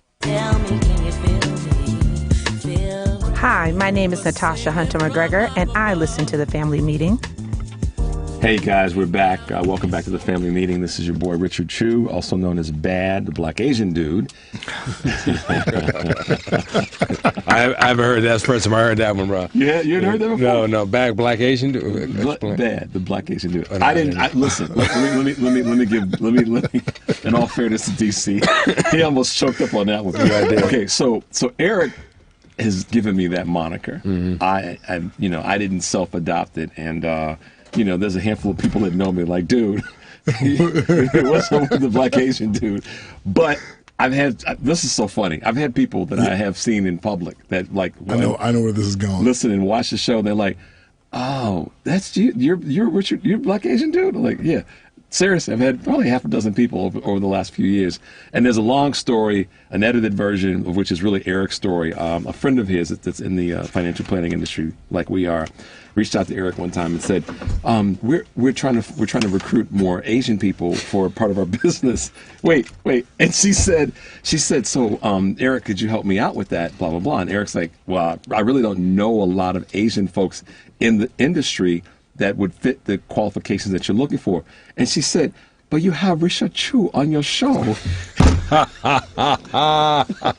Swear to God. So she thought Chu because your last name was Chu. But you have Richard Chu on your show. Oh, that's so funny. It is crazy, right? So in any event, not to get too far down the rabbit hole. Hey, that's funny. I'm putting the brakes on that one. Devin, let's grab Jim from Chicago. What's going on, Jim? Welcome to Family Meeting. Good evening, gentlemen. Racism is alive and well. You look at the examples of how these demonstrations started. Floyd was murdered in Minnesota. The poor kid was shot in the back 5 times for no reason by a policeman. You had a black kid in the Walmart that was at a fake gun. They drilled him immediately. They let this white kid walk up and down the street with a machine gun, and 50 cops are giving him water and saying, cheer on vigilantism. The other thing is, it's the haves and have-nots. Martin Luther King realized that it wasn't only a racial problem, but it was a have and have-not problem. Mm-hmm. People that think they have a few bucks want to protect it at all costs, and they don't want anybody else to get anything else out of the society. You can see this in this Build Back Better program. Who's against it? The multimillionaire from West Virginia. And he drives a Maserati. He has a yacht, but yet he won't give kids, working class people, child care that they have in Europe for years and years and years and years. He gives them a better standard of living, and that goes for all of us. And there's racism is alive and well. I was watching Harry Belafonte. He was on this is real quick. He was really getting mad. He was with Dick Cavett. This is about 20 or 30 years ago, and he was saying that we moved racism up. But he was still mad because we haven't completed the job. We just haven't completed the job. And Anyway, that's all. Thanks for entertaining my thought. I appreciate it. Thank you, Jim. Thanks for calling, man. Thanks. You know, Jim makes a good point. I mean, it's as plain as day. The racism has always been. It's a founding one of the founding seeds of this country. It's still there. This is a statement. You guys have made this. I've made it. Mm-hmm. We've made it to each other. We've made it to other folks. DC, referencing back to what you said about your white colleagues, and we've all said this next statement. We didn't invent the race card.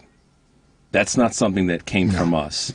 That's not something that we said, I'm going to play the race card today. Yeah. That's something that was, once again, dropped on us when we push back on things that are systemic racism, not just an incident, but systemic things that are taking place. And so to Jim's point, the numbers of people who were running around saying that, or tried to say when President Obama was elected that racism, we were a post-racial community.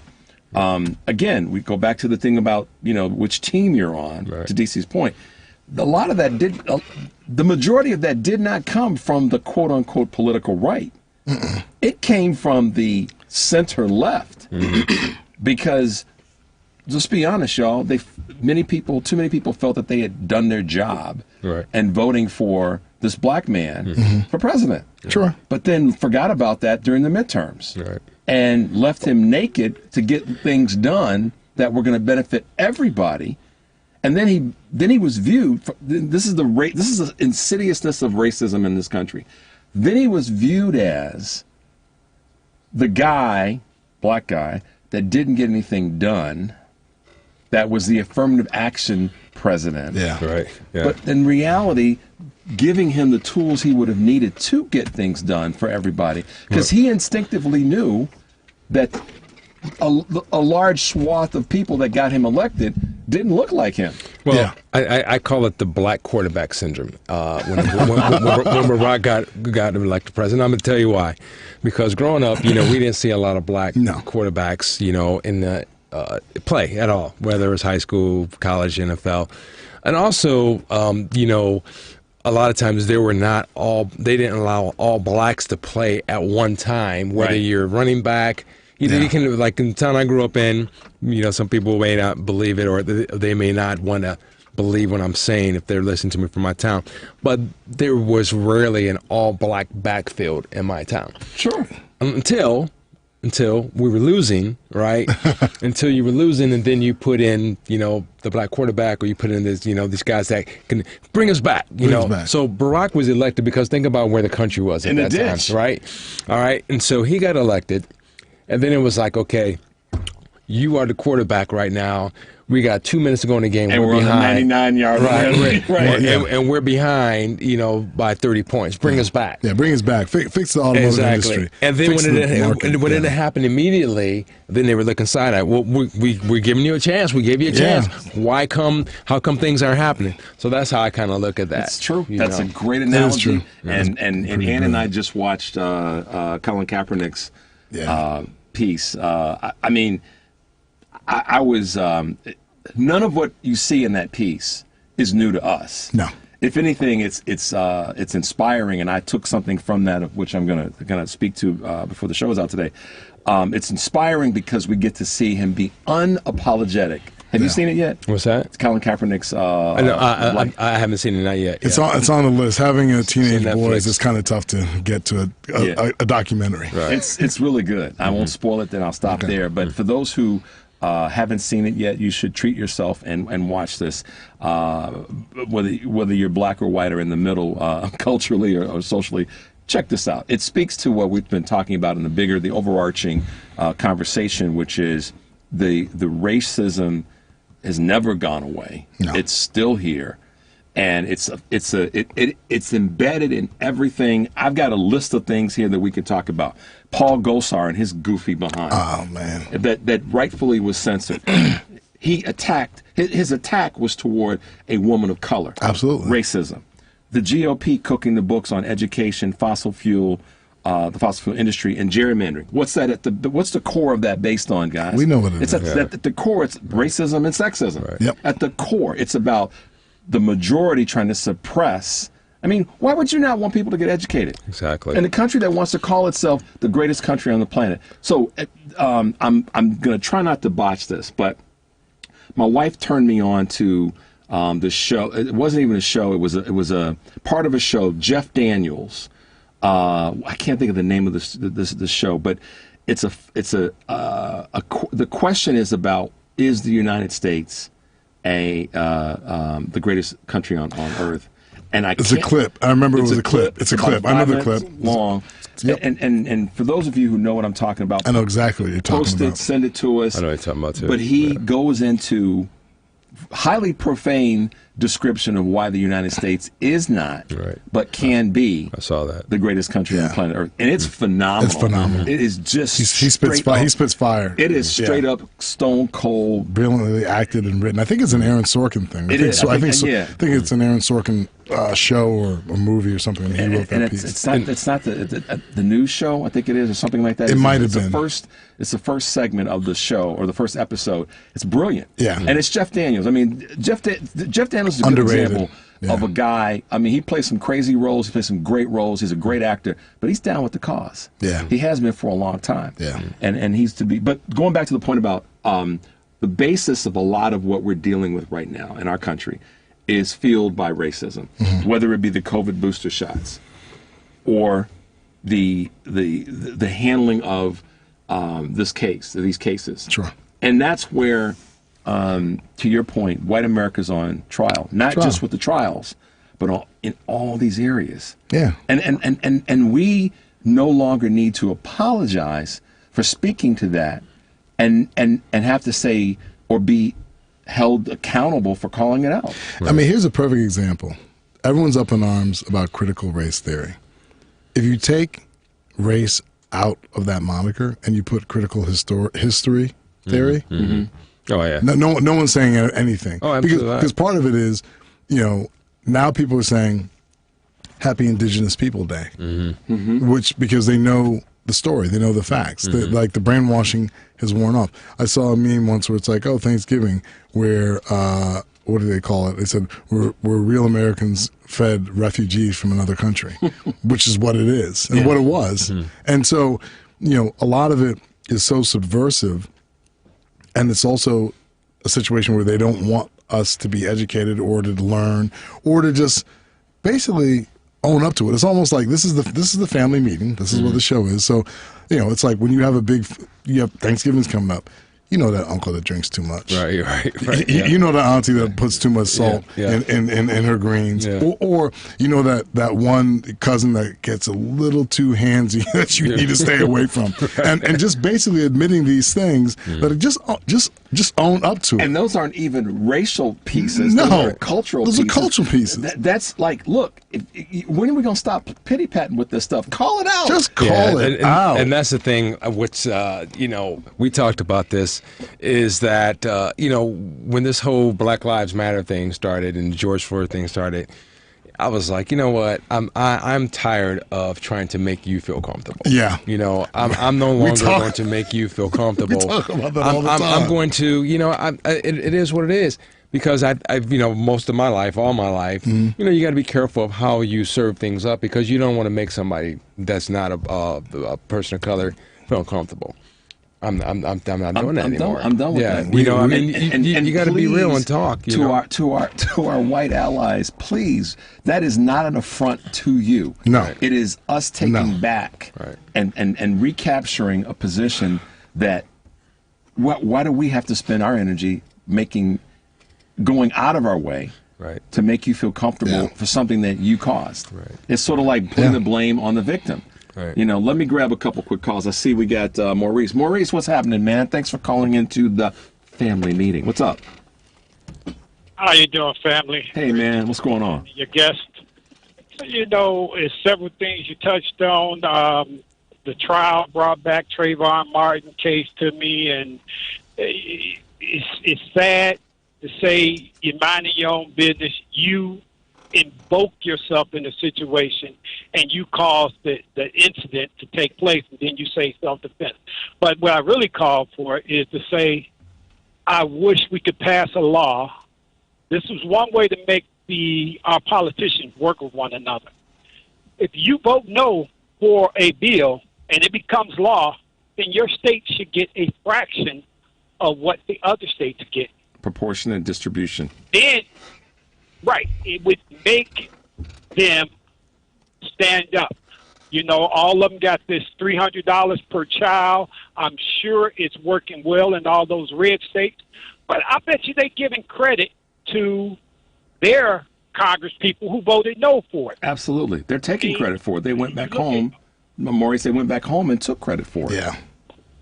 Right. You look at Obamacare, the Affordable Care Act. Oh, we hate it. We don't want it. You try to take it from them now. They'll cut your head off. Right. That's true. That's true, Maurice. Keep giving people, they keep voting against their interests. That's the best way to say it. Yeah. They vote against their interests, and it's damn the rest, you know? Well, part of the problem, you brought up something about getting who gets credit. That's the problem, is that, you know, there's always been a saying in sports, and we're all athletic dudes, that it's amazing how much you can accomplish if you don't care who gets the credit. Right? Yeah. Facts. And so, you know, the thing is that, you know, politicians, both the Democrats and the Republicans, are always worried about who gets the credit.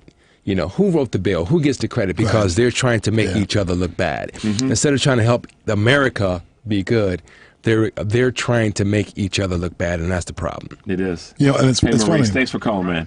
We talked about that last time, Rich, when it came to the infrastructure bill. If like, oh, you didn't vote for it? Okay, your state doesn't get this money for roads. Your state doesn't get this for snow removal. Yeah, because clearly you don't want it. You don't want and it, so you're guess supposed what? to be the representative of So guess what? Your district. Listen. If we started to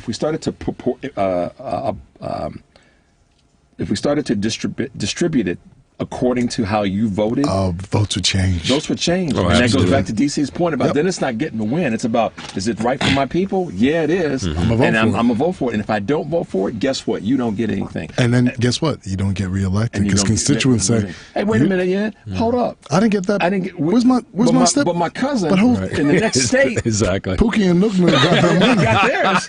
Pookie and Ray Ray got their money. Jerome and them over there. They got theirs.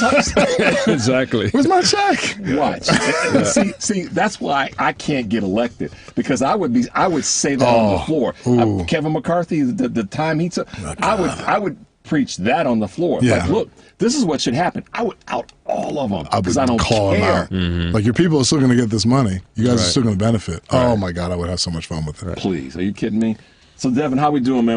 Are we making you crazy over there? Or you still rolling with us? Still rolling. All right. Well, listen, y'all. We're gonna take a quick break. I see you, Norbert, and oh my God, we got Tommy. Oh boy. Stay tuned for the. I miss Tommy. Stay tuned to the family meeting. 773-763-9278. We'll be right back.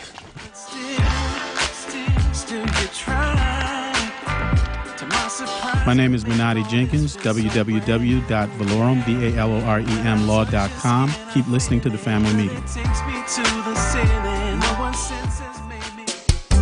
We do. We buy, we sell, we move, we store. Anything, anytime, anywhere. We do. The company that handles all your stuff. If you have anything that you want to do something with, please call us. We buy, sell, move, store, donate, discard. Anything, anytime, anywhere. eBay plus U-Haul equals we do. We are moving at the speed of life. Call Terry Calloway, 312-343-9973, or via email, contact him at terrycalloway58@gmail.com.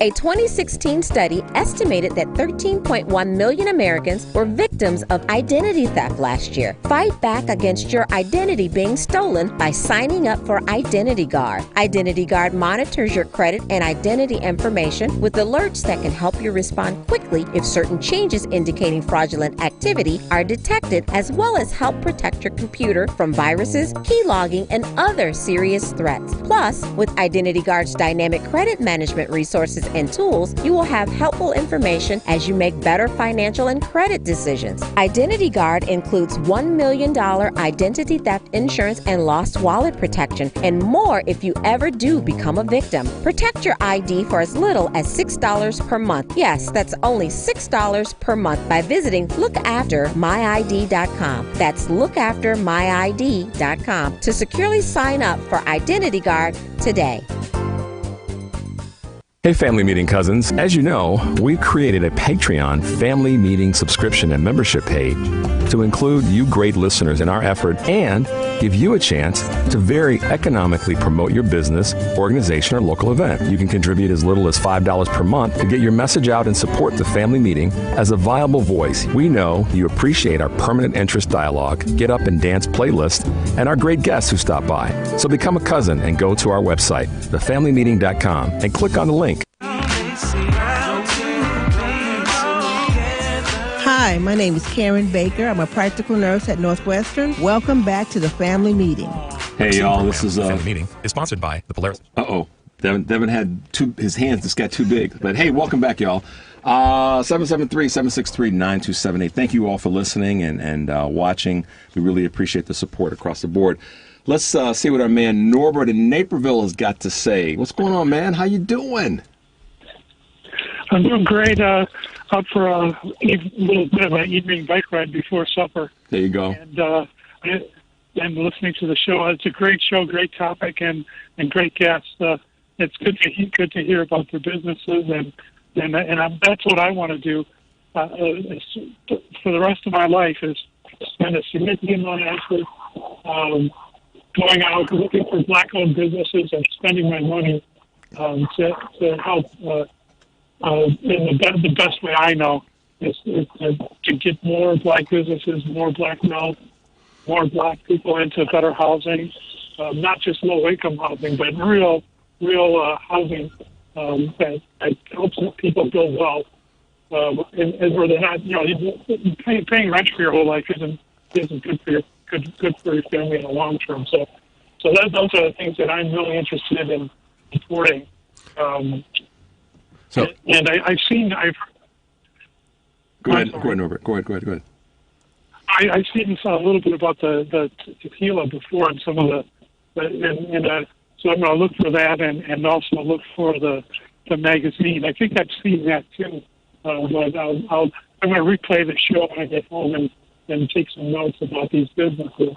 Hey Norbert, I think you've got my contact information. I won't give out on the air, but reach out to me and I'll make sure to get you DC's the name of and he'll repeat it before the end of the show, but the name of the tequila and of course the publication, and then the organization that Rico works for, because we appreciate that support, and you've been an ally for a long time, and that means a lot to us.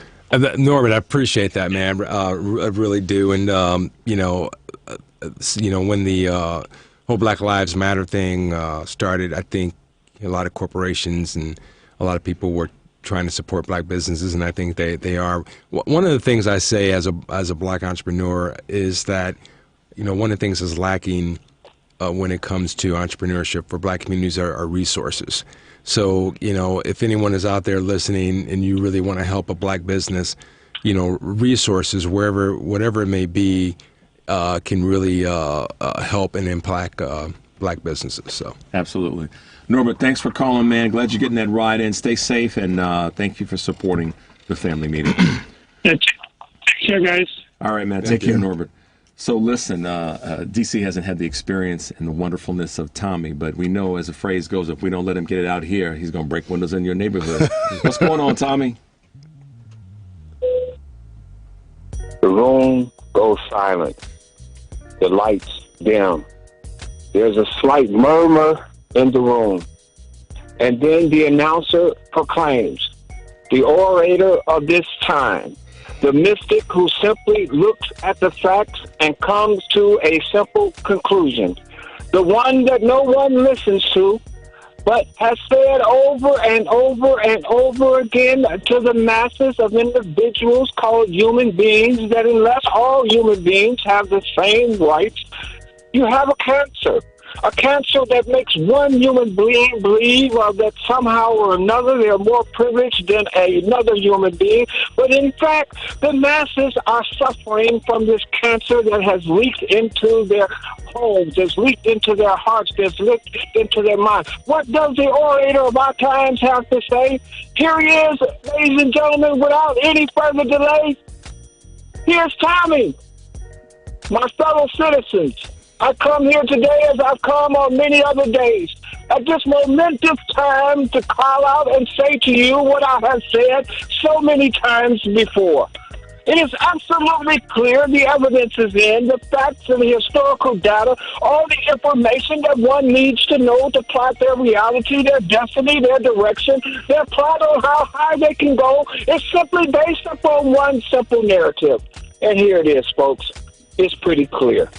It's called Skip You. And it is so absolutely ridiculous that we waste our time with these conversations, especially when the judge says that they were victims, they were rioters and looters. Especially when an individual can put his hands up in the air and says, I can't breathe. Don't matter. Especially when the cops pull up at the door and says, open the door. It's the police. And your civic duty is to follow the law. You open the door and you're shot dead. Doesn't matter. You can be standing outside on a summer night, shot down, lied on and said that, hey, individuals in the crowd were provoking and somehow, some way, made an off-duty police officer feel threatened. Doesn't matter. So then who really then has the problem? I said it to you before, and I simply close with this. You see, folks, anytime you don't recognize and understand that defeated battle flag, waving at the highest pinnacle of your so-called society. Anytime you have individuals running around hollering and screaming about law and order. Anytime you can continue to sit up and say, hey, wait a minute, we need to pass a law. When are you people going to get a Tommy bobblehead and say, yep, you're right, you are as dumb as a box of rocks because the Klan don't arrest the Klan. Keep us to this family meeting, hell, bricks, pills. I don't know what it's going to take, but I'll tell you one thing that's absolutely for sure. We're in trouble. Goodbye. See there, DC, we told you. Yeah, that's incredible, man. Tommy, if you don't have an agent, I'll be your agent. That's right. That's right. Thanks for Tommy for bringing in the heat. Listen, guys, I wanted to I put together a couple of comments that I just felt necessary to put out before we wrap up. My choose views Thanksgiving to all of you at this current time that we're living in is to take back your power. Hey. If you are really tired of seeing what happened this week in the Rittenhouse trial and what's going on in the Aubry murder trial, the disgusting actions of Paul Gosar, Matt Gaetz, Marjorie Taylor Greene, Kevin McCarthy, Joe Manchin, Kyrsten Sinema, and so many others, including some of the actions of business leaders and others we see in the news, then take back your power and start calling the offices of the politicians on all levels that are ticking you the hell off. If there's a company who backs efforts of lobbying groups that will affect you, your community, your economic viability, your environment, then get off the sidelines, lace up your sneakers, and get in the game. You don't have to ask anybody to take back your power. Just freaking do it. Start politically, socially, economically, spiritually, and environmentally taking back your power by pushing back on this nonsense. I'm frankly tired of hearing people say, quote, our democracy is at risk. Our next election is the most important election of our lifetime. The time is now, and it's unacceptable for grown-ass people to sit back and whine about the issues. But bite your tongue when somebody in your own family commits an egregious act of sexism, racism, nationalistic bias, or simply says something in that vein. If charity starts at home, so does calling out this craziness that has taken over and provided so much disrespect for each other. In the African American community, we use a phrase, quote, getting in someone's behind. Well, Richard Chu is giving everyone carte blanche. that you need this Thanksgiving and through the holiday season and beyond to start getting in people's behind when it comes to protecting your community, our greater community, and this wonderful world that we live in. Take back your power, y'all. Time is now. So, guys, I know we're coming to the close of the show. I really appreciate you both being on, but I took those words, take back your power, from, not to spoil it, from Colin Kaepernick's show on Netflix. And he talks about that and taking back your power, which he did. He has done. And I think that everybody in our country, to DC's point, and that was so well put, that we have to stop operating as individual teams and start working together as a country if we truly want to label ourselves as the greatest country on the planet. If we really want to be that, then it's got to be a collective team effort. And there are a lot of people that are sitting on the sidelines, and I've said this throughout the course of the show, yelling from the rafters, but not putting on the sneakers, lacing them up, and getting in the doggone game. Yeah. If it means that much to you, I mean, let's be honest, guys. Right. Then get in the game. Yeah, stop whining about it. Yeah. Well, I that's a great point. I think some people are more comfortable, cheering from the rafters or yelling from the rafters because they don't have the energy to get down there, or they don't know how to get down there and lace up the shoes, get in the game. Yeah. I can deal with the ones that don't know how to. Yeah. We'll help them. Right. But the ones that just, I'm comfortable, or I don't care, or, it's more important to get, and I shouldn't say this because you all have children, more important to get Johnny and Jane to soccer practice than it is to fight for the things that help them have the field to play on in the first damn place. Yeah. Well, let me tell you something. I don't even want to go into this. I touched the nerve, didn't I? But there was, I coached my boys' football team. Okay. And there was an incident, me being the head coach, and taking a stand on allowing something to happen that I knew would adversely affect one of our players because of what I went through as a black kid growing up playing sports. And, that's for another show to talk about. But, what you're saying is that, having the ability to make change and sticking to that change so it doesn't happen again to someone else. Yeah. That part, too, is sticking to it so it doesn't happen again. People have short memories, and people that have the benefit and the privilege of being able to not have to face the issues that other groups, black and brown people, face, have a very short memory. And they don't care if it happens again. Why? Because it doesn't happen to them. Right. And that's why, even talking about some of the different topics, the Rittenhouse thing is so interesting because the people of color weren't harmed. So what happens if you're protesting? What happens if a protest is in your neighborhood and then there's a Kyle Rittenhouse that just happens to be walking down the street with a gun? Yeah. What happens then? Yeah. And that's why putting white America on trial, not in trial, and saying, now this is kind of bleeding into kind of your segment or your lifestyle or your existence or just your world. What are you going to do? What do you want to do? Yeah, how are you going to do it? I mean, that may sound how we're positioning this, guys that are listening and watching and following us, is that we're taking a team or picking a team or taking a side.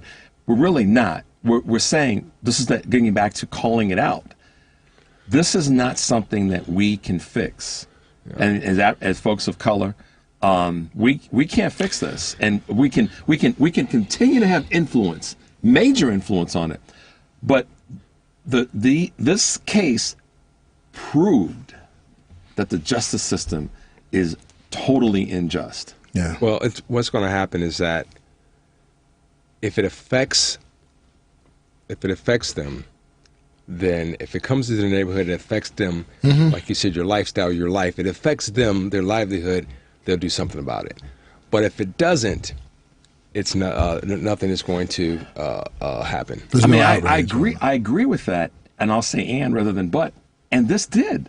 Well, this did because it affected a few, but who? Okay. Who is it going to really impact? If it impacts the 1%? Things are going to change. Things are going to change. Things are going to change. But if it doesn't, that's a good point. I mean, if it's not going to be the majority. Well, and I mean, another way of sort of adding to that, if it impacts the 1%, Those that have the power. To make change. Those that have the power. It affects the ones that can make change happen. Right. Then you're going to see change happen. And I think that for trickle-down purposes, trickles down to more than just the 1%. Right. Because let's just face it, the guys and gals that the three of us interact with on a daily basis that are not African-American or people of color, every day, that are part of our ongoing interaction every single day. Right. We don't get up and go to sleep without having interaction with someone that's not of color. Right. Fair statement? Oh, absolutely. Yeah. Accurate statement. Not fair. That's not in our family. That's not in our family. Exactly. Right? Yeah. So I'm talking about You're people that are outside of our family networks. Right. So those are the people that we're talking to. Exactly. We're actually not talking to 1%. Right. No. That's true. We're talking to the guys and the gals that we interact with every day at the gym, at the club, You're right. walking down the street, in our business dealings. In our business dealings. That's who needs to stop lying to themselves and say, this stuff impacts me. Yeah. And that I've said this before, part of the big part of the reason that during summer of 2020, that George Floyd's murder got so many people involved across the globe is because they knew this time, and you add the pandemic's stay-at-home protocol, they knew, wait a minute, this is going to impact me now. Tomorrow, this is going to have impact on my life. And so the involvement was driven largely because of that. I've said it before, I'll say it again, because it needs to be identified that that's not the reason that you should get involved. No. I mean, it happened, and we should have been involved. But the real reason is to prevent that from happening in the first damn place. Right. Well, I think people didn't want to believe all the things that have been going on from time and time again. You mean they weren't listening when we were saying, "Oh, by the way, I'm not playing the race card. This really does happen." Well, they didn't want to believe it. I mean, it's about hearing something, and then you hear someone over there. Oh, well, that's this, that's that, and they're not really. They don't want to believe that it's true, because how could this actually happen? That can't be true. One quick thing I want to say is that I had a chance to hear Dr. Cornel West speak recently, and his intellect is rooted in theology, so he's an intellectual theologian, which is amazing. And hearing him talk, and it goes back to what you said about being on the same team, hearing him talk is about basically a love for humanity, and the fact that we should all be on the team of humanity, and that's what I'll leave everyone with today. Guys, it's been great.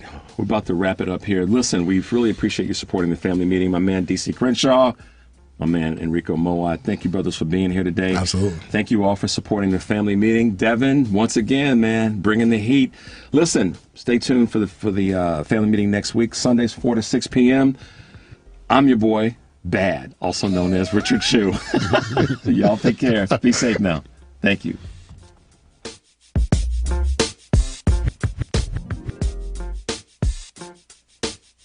The preceding program, The Family Meeting, is sponsored by the Polaris Insurance Agency and Eric Grant, and to the extent of its guests, the views and opinions reflected do not necessarily express the views and opinions of NewsWeb Radio Company or its management.